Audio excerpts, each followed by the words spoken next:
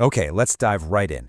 We're going to take a journey through wormholes, dystopian futures, and galaxies far, far away to explore the incredible history of science fiction.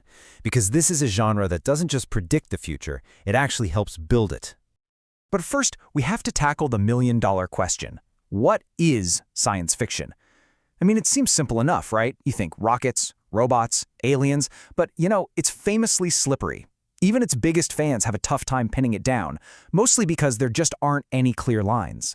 To try and get to the heart of it, let's see how some of the masters defined it. Here's a take from the legend himself, Robert A. Heinlein. For him, it's all about plausible futures, things that are grounded in what we already know about the world. It's speculation, sure, but it's realistic speculation. But then you get this wonderfully simple, almost cheeky definition from author Damon Knight. And honestly, this might be the most accurate one of all. Science fiction is this huge, sprawling thing that we know it when we see it. It's a feeling, an approach, just as much as it is a specific set of rules.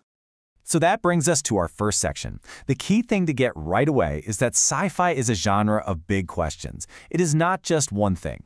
Think of it as this vast landscape for exploring our greatest hopes and, yeah, our deepest fears about where we're all headed. So for this explainer, let's use this as our working definition. And the key part here is that it's not just about the cool new tech, it's about how we as people react to it. That's where all the good stuff, all the drama really comes from. And this right here is one of the classic ways we slice up the genre. On one side, you've got hard SF. This is the stuff that really obsesses over getting the science right. It wants the math to check out. But on the other side, you've got soft SF, which is way more interested in the social sciences. It's less about how the spaceship works and more about why the society on board is totally falling apart. So, how did all this even get started? Well, the genre as we know it didn't just pop up out of nowhere. It was really forged in the fires of the 19th century's massive scientific and industrial revolutions. You can literally see the cornerstones being laid right here. It all arguably starts with Mary Shelley's Frankenstein, which used science to ask these huge questions about creation and humanity. Then you get Jules Verne, who grounded his wild adventures in such careful scientific detail that he made the impossible feel totally plausible. And of course you have the great H.G. Wells, who gave us some of the genre's biggest ideas, from the dangers of time travel to the absolute terror of an alien invasion.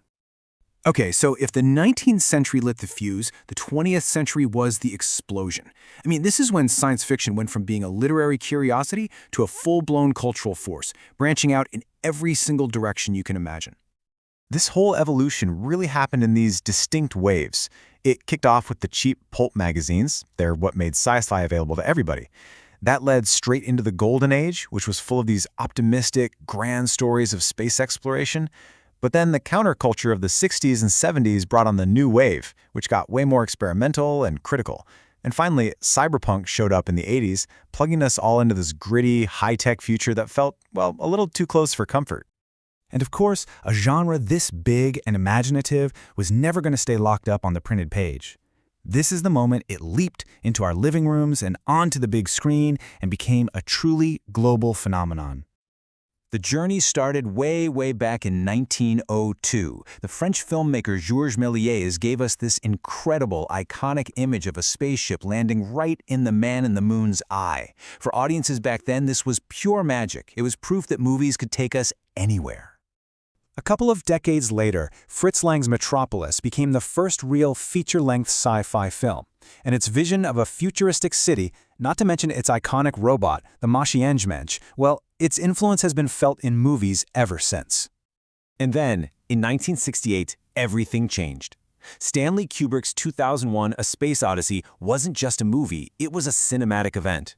It treated the genre with a seriousness and an artistic ambition that was just groundbreaking. It proved sci-fi could be high art.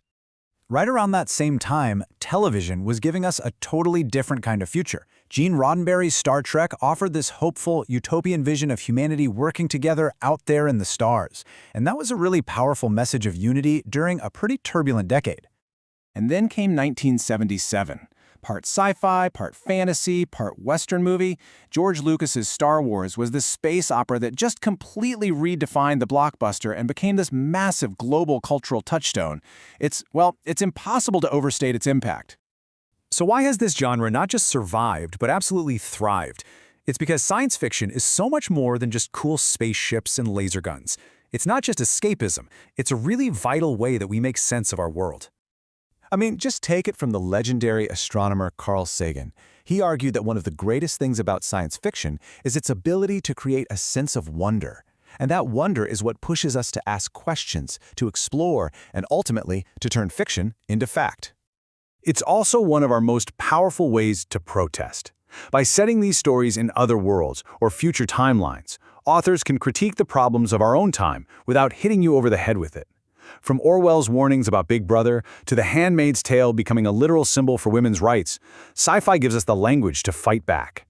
And this impact is absolutely global. It's not just a Western thing. In China, there's a magazine called Science Fiction World that has a readership of over 1 million people. That makes it the world's most popular science fiction magazine, period. It just goes to show you how universal these big questions and ideas really are.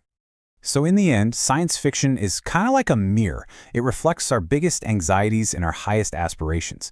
It's this grand conversation we're always having with ourselves about where we're going. It helps shape the world we live in today. So the question we're left with is this: what future is it imagining for us now?